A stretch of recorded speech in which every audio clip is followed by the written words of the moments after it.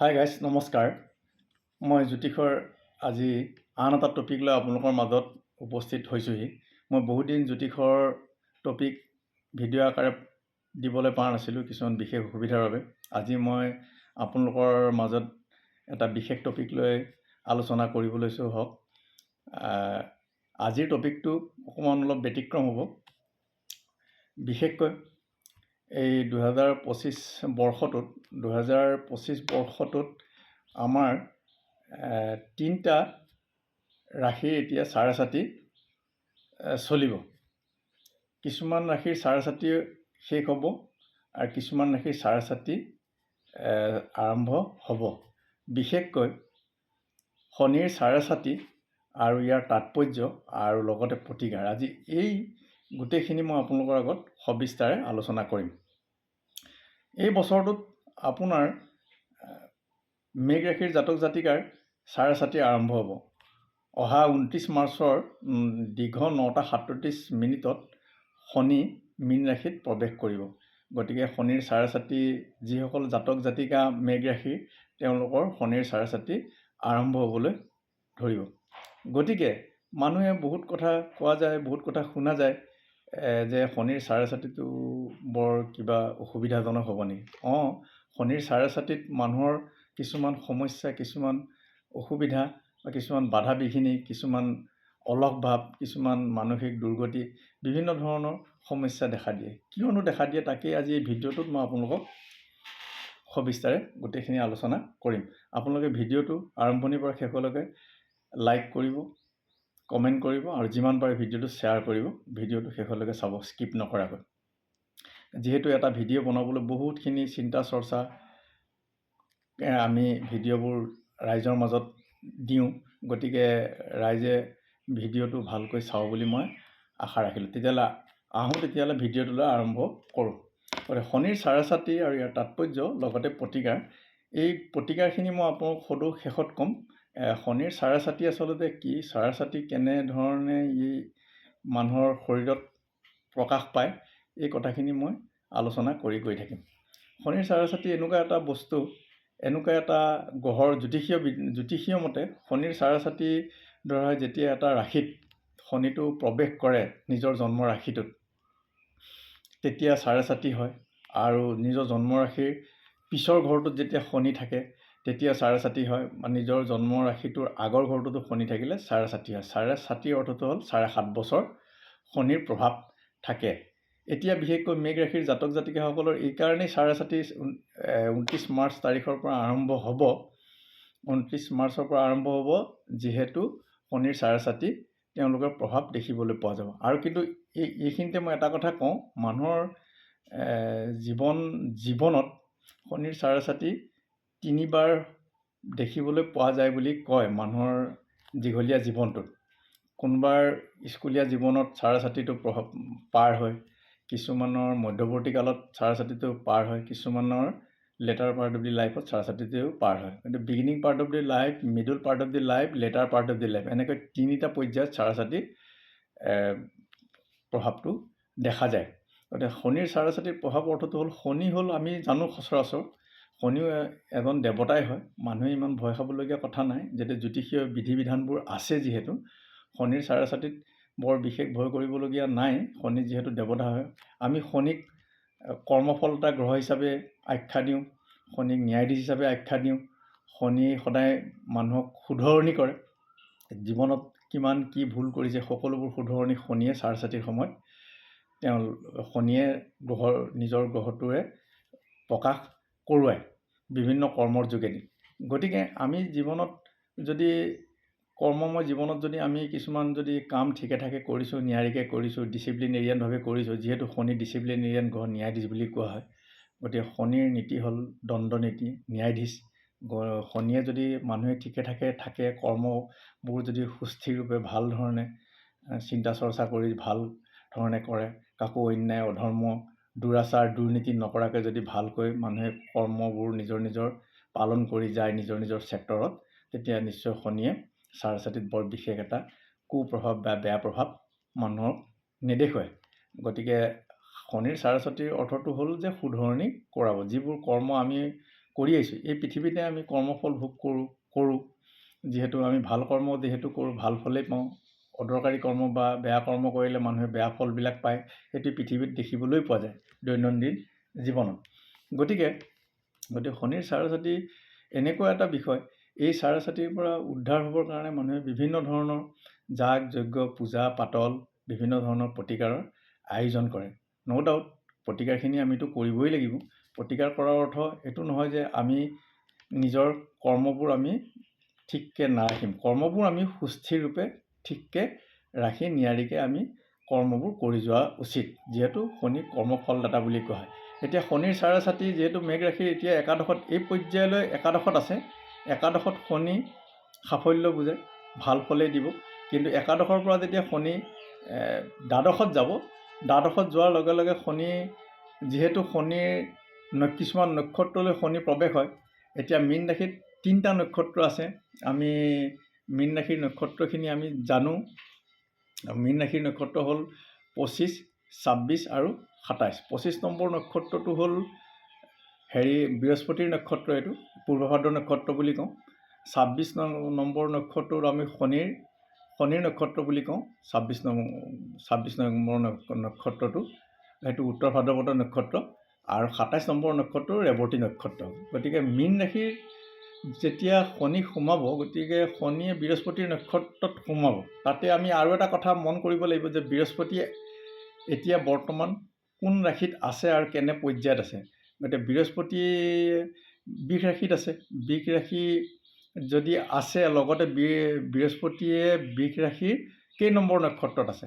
যেতিয়া আমি দেখা গৈছে বৃহস্পতিয়ে বৃষ ৰাশিত 4 নম্বৰ নক্ষত্ৰতে 4 নম্বৰ নক্ষত্ৰটো চন্দ্ৰৰ নক্ষত্ৰ। গতিকে চন্দ্ৰ বৃহস্পতি একেটা লবিৰ হয়, একেটা গ্ৰুপৰ হয়। গতিকে চন্দ্ৰৰ লগত বৃহস্পতিৰ মেচিং কৰে। গতিকে বৃহস্পতিয়ে বৃষ ৰাশিত থকা কাৰণে গতিকে শনিৰ যদি চাৰচাতি লাগিছে, লাগা হিচাপতো বৃহস্পতি বৃষ ৰাশিত থকাৰ বাবে যিহেতু মেঘ ৰাশিৰ জাতক জাতিকাসকলে বৃহস্পতি শুদ্ধি হৈ আছে, গুৰু বৃহস্পতি।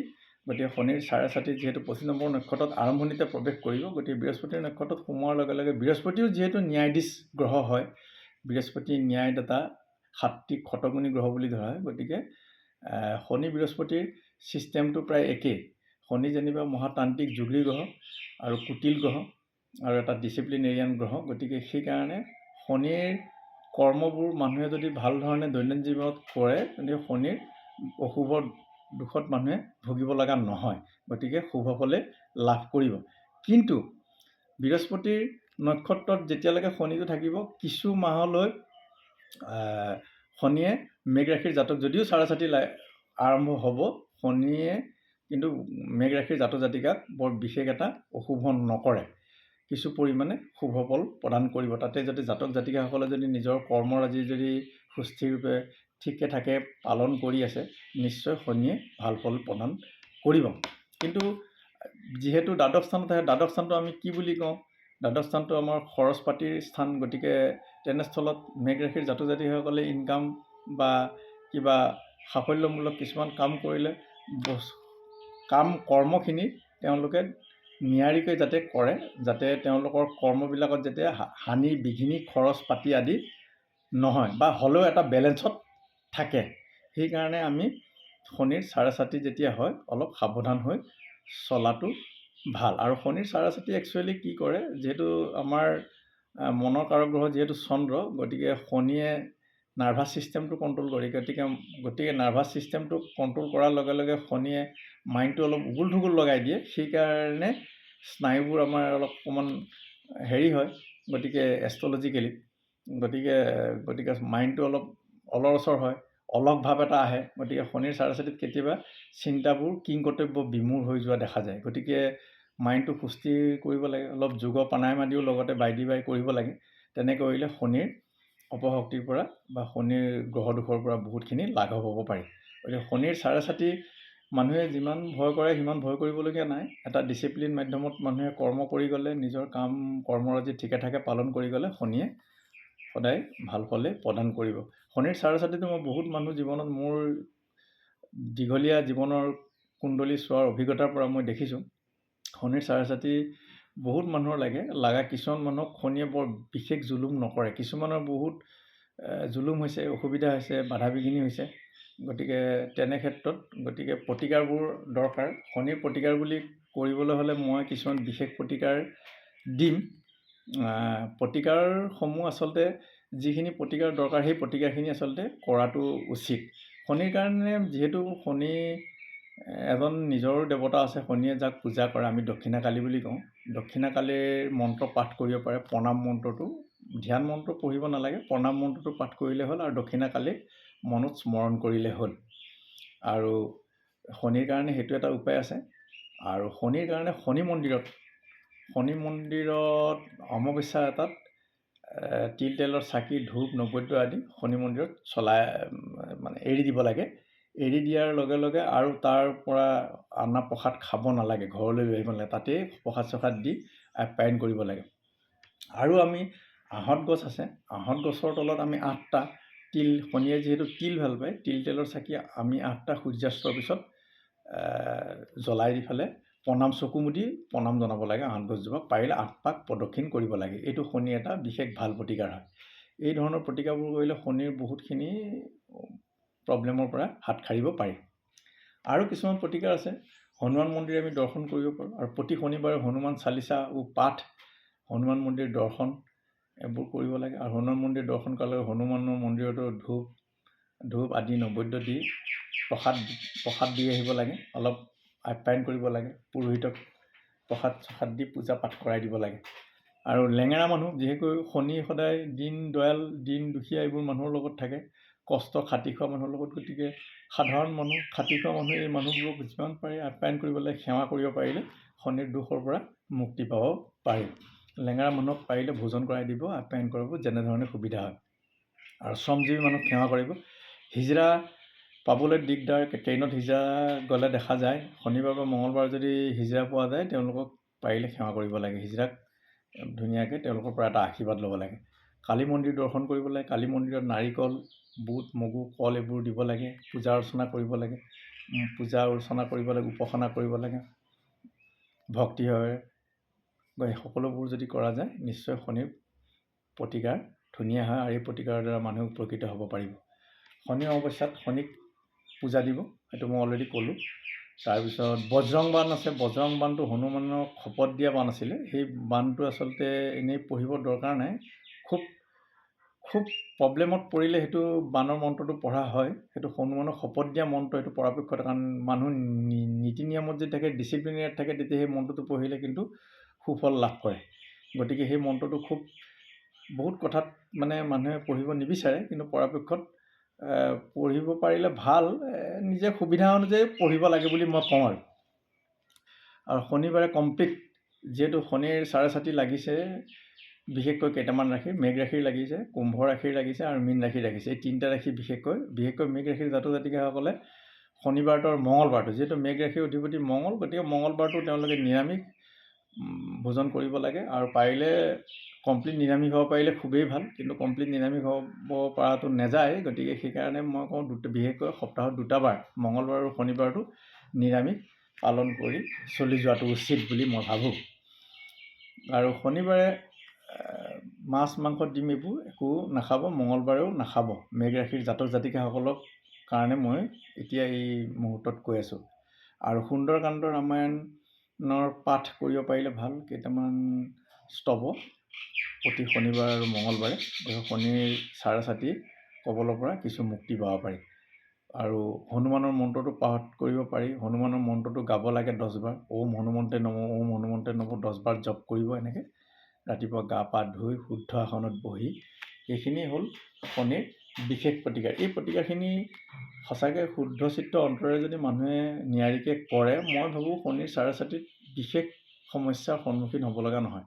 শনিৰ 4 একচুৱেলি 9টা গ্ৰহৰ প্ৰতিফলেই দেখায়। ছেটাৰ্ণ ইজ দ্য এক্সিকিউটৰ প্লেনেট বুলি কোৱা হয়। প্ৰতিটো গ্ৰহৰ হিচাপ নিকাচ আছে, যেনে ৰবি পিতৃকাৰক গ্ৰহ। গতিকে আমি যদি অজানিতেই হওক বা জানাতেই হওক, আমি যদি নিজৰ পিতামহ বা পিতৃসকলৰ লগত যদি কিবা টান কথা কৈছোঁ, সেই টান কথা কোৱাৰ কাৰণে শনিৰ চাৰাচাতিত হয়তো ৰবিৰ দোষটো আমাক দেখুৱাব পাৰে, কাৰণ ৰবি পিতৃকাৰক গ্ৰহ। ঠিক তেনেধৰণে চন্দ্ৰ মাতৃকাৰক গ্ৰহ। যদি জনা নজনাই যদি আমি যদি মাতামহসকলৰ মাতৃসকলৰ লগত যদি আমি কিবা দুৰ্ব্যৱহাৰ কৰিছোঁ বা কিবা তেওঁলোকৰ লগত যদি কিবা কৰিছোঁ, গতিকে তেতিয়া আমি সেই শনিৰ চাৰাচাতিৰ সময়ত তেনেকুৱা প্ৰতিফলবোৰ দেখিবলৈ পাওঁ। গতিকে ভাল ধৰণে যদি আমি নিয়াৰিকৈ যদি ডিচিপ্লিন আকাৰে চবৰ লগতে মিলি জুলি ভালকৈ যদি থাকোঁ, নিশ্চয় শনিৰ চাৰিচাতিয়ে কোনো প্ৰব্লেমত এজন জাতক বা জাতিকাক কেতিয়াও প্ৰব্লেমত পেলাব নোৱাৰে।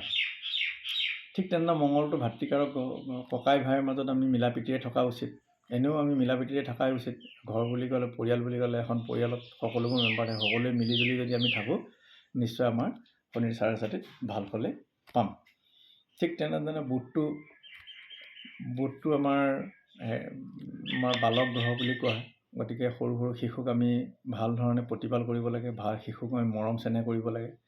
শিশু যিহেতু এনেও আমি শিশুৰ প্ৰতি মৰম ৰখাটো উচিত, কাৰণ তেওঁলোক বহুত শিশুটো। গতিকে সেইকাৰণে শিশুৰ প্ৰতি এটা বিশেষ ধৰণৰ মৰম ৰখাটো সদায় দৰকাৰ। বাকী গ্ৰহবোৰো তেনেকুৱা নিজৰ নিজৰ প্ৰতিফলবোৰ শনিৰ চাৰিচাতিৰ থ্ৰু দি মই কেইটামান নিমিত্ত উদাহৰণৰ কাৰণে আপোনালোকক বুজাবলৈ কথাখিনি ক'ব লগা হৈছে। গতিকে সকলো গ্ৰহৰ দুখ ক্ৰুটিবোৰ শনিয়ে আচলতে চাৰিচাতিৰ সময়ত দেখায়, আৰু শনিৰ নিজৰ প্ৰতিফলো থাকে। নিজৰ প্ৰতিফল শনিয়ে ভাল ফল দিয়ে। শনি ভাল পজিশ্যনত থাকিলে বা ভাল স্থান যেতিয়া আহি যায়, তেতিয়া শনিয়ে নিজৰ গ্ৰহটোৰ বহুত ভাল ফল দিয়ে। শনিয়ে সদায় ফল, মানুহ যদি ডিচিপ্লিন আকাৰে কাম কৰি থাকে, শনিয়ে ভাল ফল দি মানুহ এটাক ধুনীয়া জীৱন যাপন চলাই ৰখাত সহায় কৰে। আৰু যদি মানুহটো যদি ভাল ধৰণে নাথাকে, তেওঁলোকে বিচ্যুত হয় কৰ্মৰ পৰা, নিজৰ কৰ্মৰ পৰা বিভিন্ন ধৰণে সমাজত যদি ভালকৈ নাথাকে, তেতিয়া শনিয়ে কিন্তু তেওঁলোকক ক্ষুদাই নেৰে।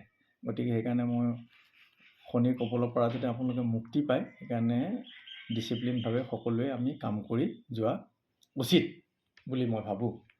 গতিকে এইখিনি হ'ল শনিৰ চাৰিচাতিৰ প্ৰতিকাৰৰ কথাখিনি মই ক'লোঁ। আৰু শনিৰ প্ৰভাৱটো আৰু কেইটামান ৰাশিৰ শনিৰ প্ৰভাৱ আছে। মই মেঘ ৰাশিৰ বিষয়ে আপোনালোকৰ আগত ক'লোঁ। বাকী ৰাশি কুম্ভ ৰাশি আৰু মীন ৰাশিৰ মই আহাপালত মই আপোনালোকৰ আগত আগলৈ মই আপোনালোকৰ আগত ক'বলৈ চেষ্টা কৰিম। আজিলৈ ভিডিঅ'টো মই ইমানতে সামৰণি মাৰিলোঁ। ধন্যবাদেৰে পুনৰ ধন্যবাদ। ভিডিঅ'টো মই ইমানতে সামৰণি মাৰিলোঁ। ধন্যবাদ।